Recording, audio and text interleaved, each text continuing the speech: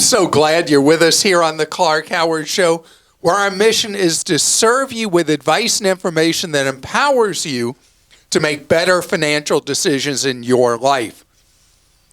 So I recently talked about GM and some other car manufacturers selling your info to auto insurers. I've got an update for you on that. I also have to tell you about a way your home insurers are spying on you potentially every single day. Later in this episode, this is hard to believe, but some colleges now are costing over $100,000 a year. What are they thinking? We're going to talk about that too. So the GM thing.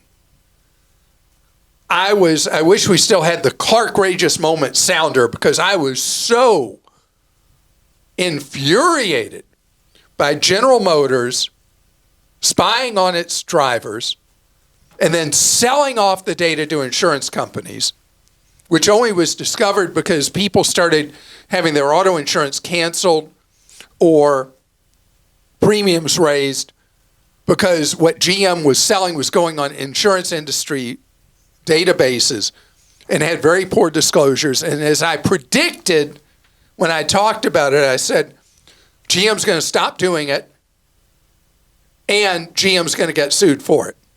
Bam, bam, both things have happened already. And what brainiac at GM thought it was a good idea to spy on their own customers and sell them down the river selling off the data? Come on. Well, now listen to this, and this is a big problem in the insurance industry. The insurance industry is really into invading your and my privacy now. So you're never going to believe what the Wall Street Journal reported. Homeowners insurers are using data now with an intention and already doing this to some people where they are spying on your home every single day of the year. They are doing AI-based scans of your home with, I'm guessing, satellite technology. And they're looking for a reason to can you or surcharge you as a homeowner insured. Okay, so listen to some of the things they're doing. They're using AI from above to decide things like your roof's not okay. And you either replace your roof or we're firing you. Now, what's interesting about this is we have had multiple questions in the last year from people who got fix your roof or get canceled notices. And I didn't know that there was this technology where they were examining automatically everybody's house as often as every single day. The problem is state laws and insurance is regulated by the states. State laws have not caught up that there should be a procedure. For example, when they say replace your roof, there's no appeal. You can't say, wait a minute, I don't have a 25-year-old roof. My roof is 4 years old. I just replaced it. I got proof. The insurer doesn't want to hear it. They just send you the thing, get a new roof or out. I mean, come on. Crazy stuff. All right, another one. This is obviously an invasion of privacy, but you can understand where the insurers are coming from. There are a lot of people who might have a dog that they haven't told the insurer about. And dogs, well, sometimes they bite, sometimes they lead to a claim. And so you got to tell your insurer because now they're going to know. Because if that dog's out in the yard, the insurer's going to know pretty much universally around the country. Maybe in the next year, they're going to know every single day what's going on at your house. You know, this thing of the home being our castle, wow. I'm looking at, this one's an aerial drone picture of a home. And, oh, I forgot to mention, what do people have at a house that an insurer might freak out about. A trampoline. If you don't tell an insurer you have a trampoline for your kids to jump on in the yard, and you haven't told them, they may tell you, get rid of the trampoline or we're getting rid of you. Or if you have a trampoline, maybe they require that you have those safety nets around it. If you don't have safety nets, you're out of here. So there's all kinds of things that they're going to look for.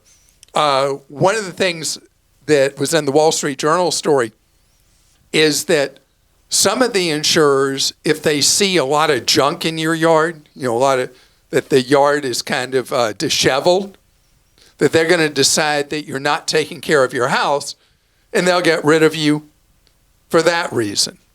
So this is obviously a very, very extreme invasion of your property. There are no laws I'm aware of anywhere that prevent them from using a drone or using, could even be survey by airplane, by a single engine plane.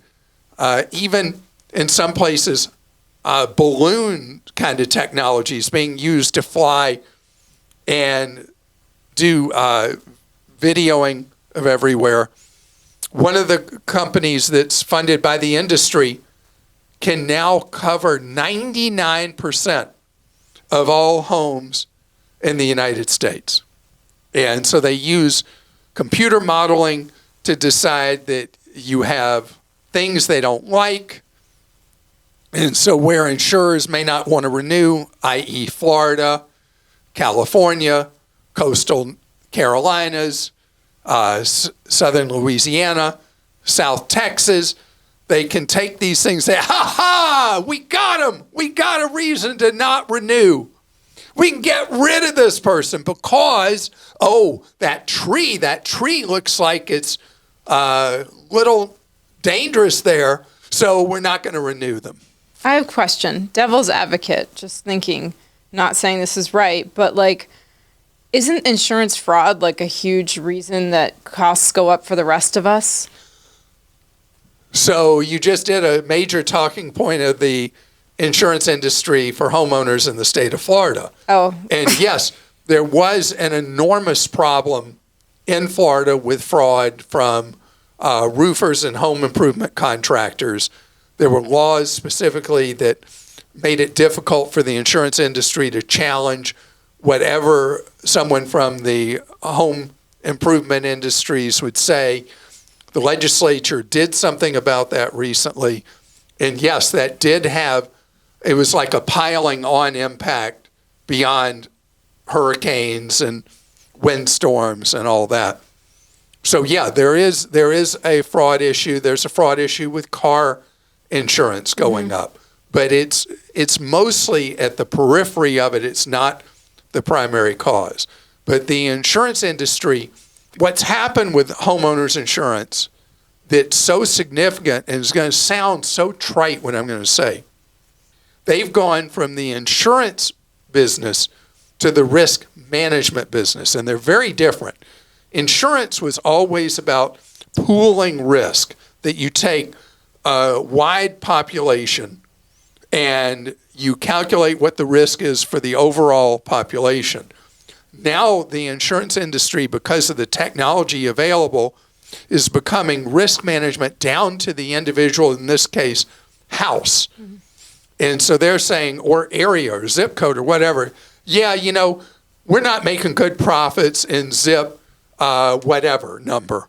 So we should really redline these homes in here, figure out why we're not going to insure them. So then they use this technology and they say, okay, we got that one, we got that one, we got that one. Okay, we found this, we can get rid of them there. So the whole idea of one for all for one with homeowners insurance is over. And the political culture and the courts have not caught up on this because the insurers no longer are interested in general risk and general coverage, they're interested in treating every single home address as its individual profit and loss business. Okay.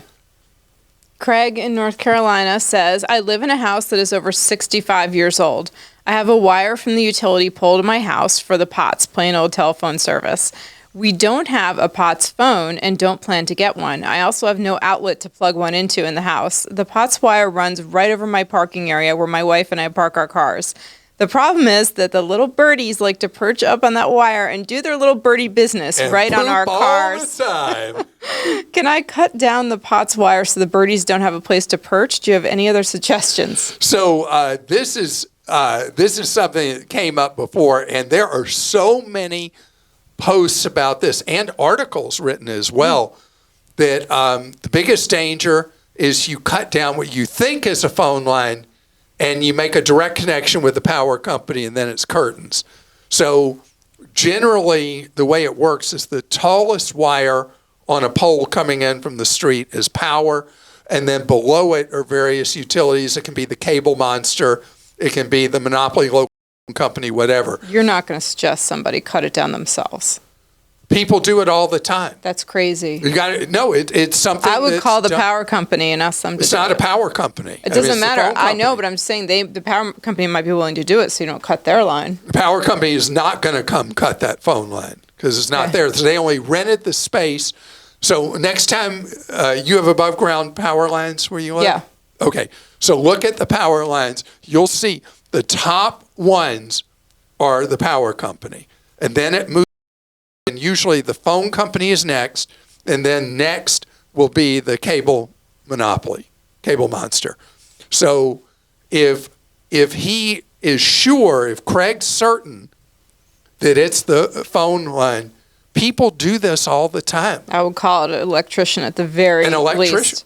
Well, Just to look at it. Yes, Clark. I think you're being a little too risk averse here. Wow. Okay. Oh, I'm not going to get up on my roof and cut a line that could be electricity. I mean, that's crazy.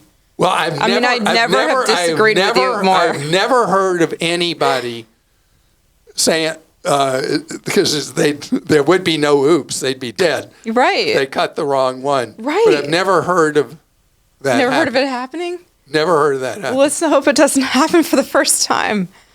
It's so funny. You know, I never disagree with you on this stuff. No, that's but fine. That sounds That's crazy. Fine. No. Okay. Right. So just if to save a buck, my God. To make Christa happy, call an electrician first, have them confirm, and they can even cut it for you, the phone line, and get rid of that so you don't have the birds pooping everywhere all the time. Marianne, okay now? Yeah, Marianne in Georgia says, what is the highest interest loan companies can charge? Uh-oh. My son had to take his puppy to the vet, and he had to spend the night to the tune of $2,300. The vet suggested getting a quick loan, and my son clicked on the first thing that came up, and I can send you a picture of the loan terms. APR 218.3984%. Finance charges of $7,730.80. Unbelievable. So for a loan of $2,300, he will have to repay over $10,000. Please advise your audience not to click on the first thing that comes up in Google. And is there anything we can do about it? So we've talked recently about all the problems with Google searches, and the loan sharks are all over it. When you look for quick money, many times they are lenders that are avoiding state laws on interest caps by locating with a post office box on a Native American reservation, Indian reservation, and they get around what are known as usury statutes in a state. So hopefully, Marianne, the loan does not have what's known as prepayment penalties. They would force your son to pay $10,000 for a $2,300 loan. He's better off even going and taking a cash advance against a credit card. Or if you're in a position to lend your son money so he can pay off this loan right away, because it is almost certainly, it's an activity of hoodlums. Yeah, it's predatory. To charge 218% interest. And it's the same rarefied air of the title loans that I hate so much, and the pawn loans, and the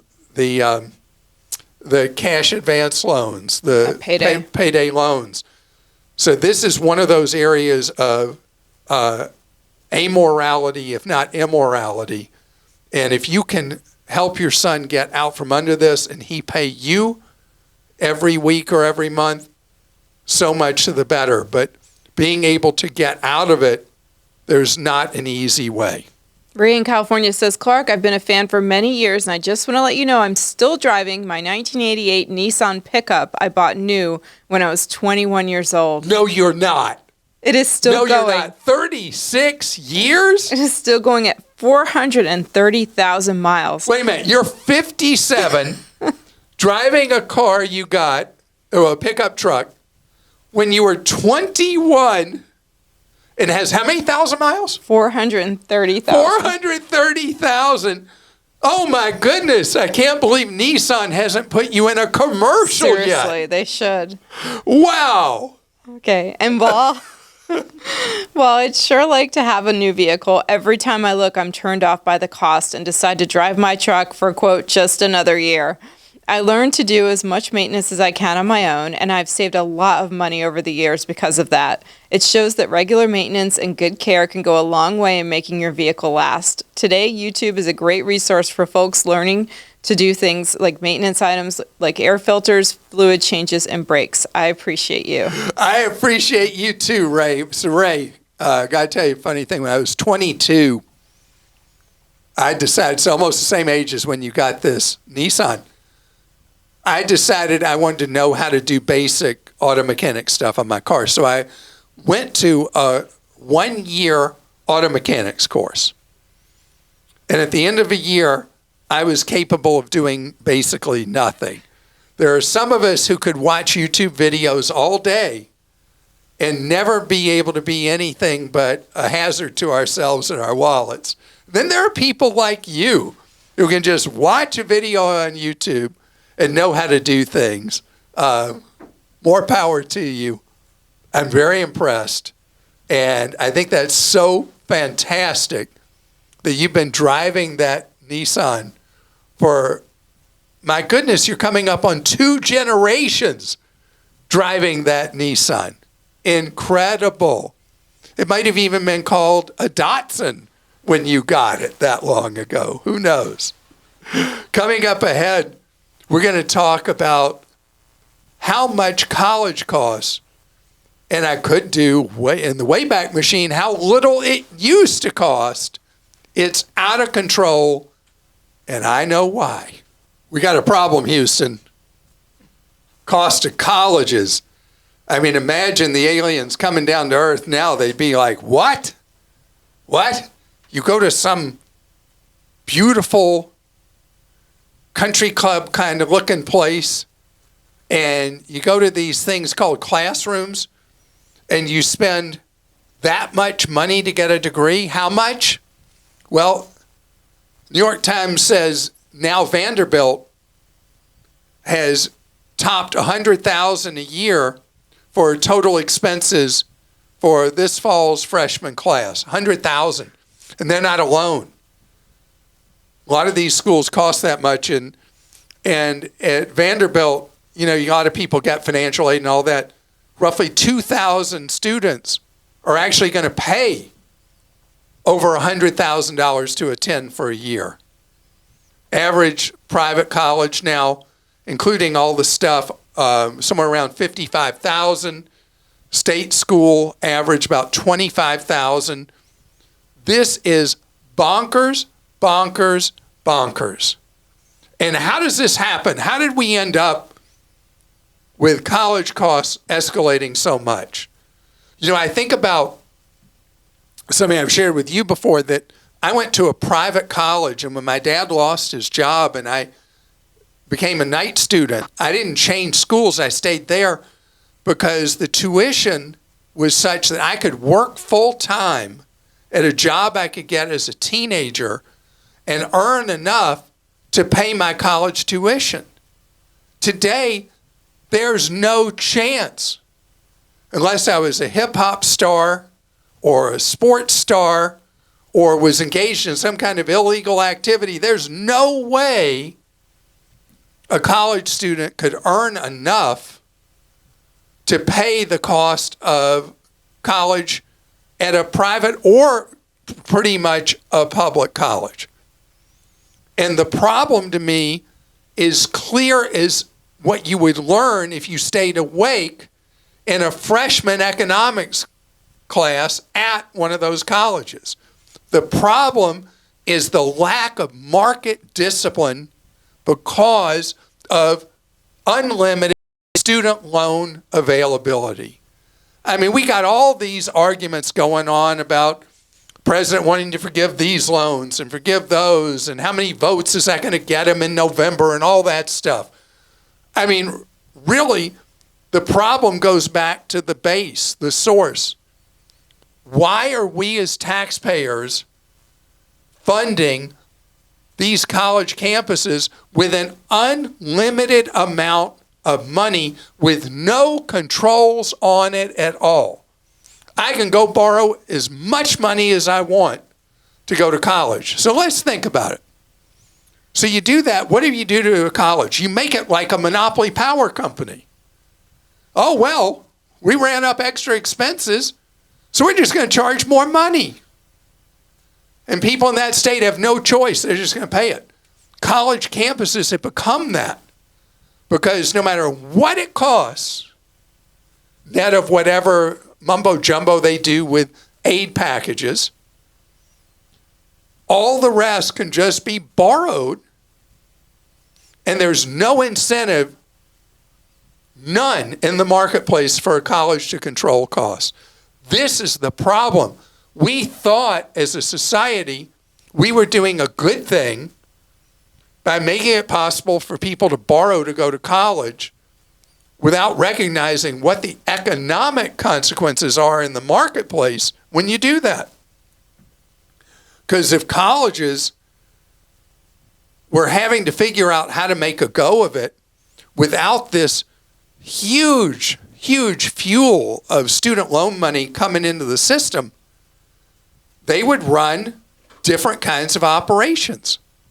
You know, I know going around with my kids to tour colleges, both state colleges and private, the tours are a riot because you go around and they're showing you the workout facilities, which are fancier at many of these campuses than any expensive private club you could join in the most expensive white-collar cities in America. And having these fancy recreation centers and pools and tennis facilities. Some of them have golf courses now.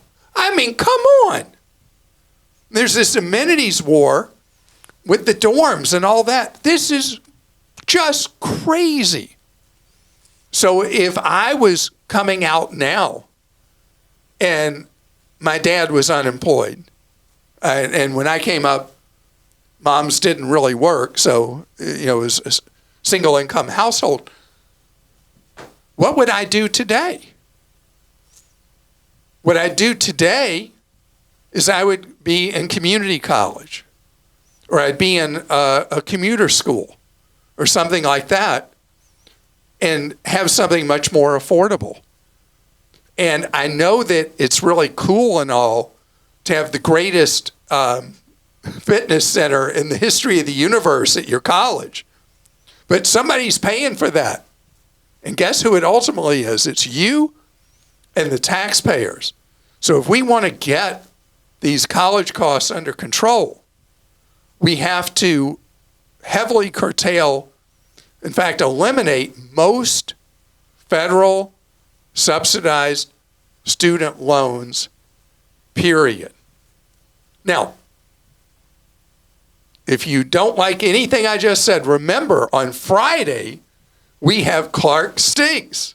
And you can do your post on Clark Stinks and let me know where I'm missing part of the bigger picture. But why do you think so many American families are turning against college? because they're trying to figure out where's the benefit of all this cost. And it's a good question, because I was seeing in this article that the Times did about Vanderbilt that people get a liberal arts degree. Oh my goodness, the income they can earn is a tiny fraction of what the 4 years would cost at over $400,000. I mean, if somebody gets an engineering degree, they're going to be okay. They get computer science, they're going to be okay. But you get liberal arts, it's a crazy, crazy math puzzle. It's not very good. All right, we'll go to some questions. What do you think of that as the parent of a soon-to-be college senior and a soon-to-be college freshman? I'm glad that my daughter's going to be a senior next year. That's all I have to say about that. John in Michigan says, last year I had the joy of marrying an amazing woman. She's frugal like me and was thrilled to simply elope together. Unfortunately, she graduated with a substantial amount of student loan debt. Oh, same theme here. Right. When we met, she could afford minimum payments of $550 a month, but now we have enough free cash to flow to make additional payments on the highest interest loans, a few of which are at 7% simple interest. We're paying over the monthly amount on the highest interest loans to chip away at the principal. Much to my dismay, the statements show these additional payments are mostly going toward the interest balance. From scouring the lender's site, internet forums, and talking with their representatives, I keep getting the same answer, which is we pay off fees and interest before applying payments to the principal balance. My wife's friends who have loans serviced through this company have had similar experiences. So it would be true with most any private lender, because here's what happens. So with a federally subsidized student loan, the taxpayers pick up the interest on the loans. So when you finish school and you start paying on loans, you don't have a big backlog of interest that has to be paid before you can service the principal on the loan. Unfortunately, with private loans, what happens is no payments with many of them are required while you're in school. In fact, or if there are, they're minimal. But then you get out of school and you have all this accumulated interest. And so the payments you're making are bad, ugly for years and years to come, because you're servicing almost exclusively pre-existing collected interest rather than towards principal. Once you get to the point where, because it's a simple interest loan, once you get to the point that you paid off the backlog of accrued interest, then, and there's actually a benefit to doing this, by the way, because otherwise you're paying interest on interest, you will start having big impact on the balance of those private student loans, where it will really start chipping away at principal. So you are having impact. It doesn't feel it, but you are. But it's another example of how the massive web of student loan debt is just like a noose around people's financial futures. It's just such a hideous societal and individual problem. Matt in Illinois says, I opened a Bright Start 529 plan for my daughter. I want to know if she, the beneficiary, makes contributions to her account. Can she get the tax advantage? In Illinois, I get about 5% back on my state tax return. She plans on making around $9,000 this summer. Good for her. She gets her federal tax money back, but she does not on her state tax return. If she puts money into the 529, is she eligible for the same benefit? Maybe, and that varies by state. If a dependent can receive the state tax deduction that comes with a 529 plan. So this would be, I assume you're in the Illinois plan.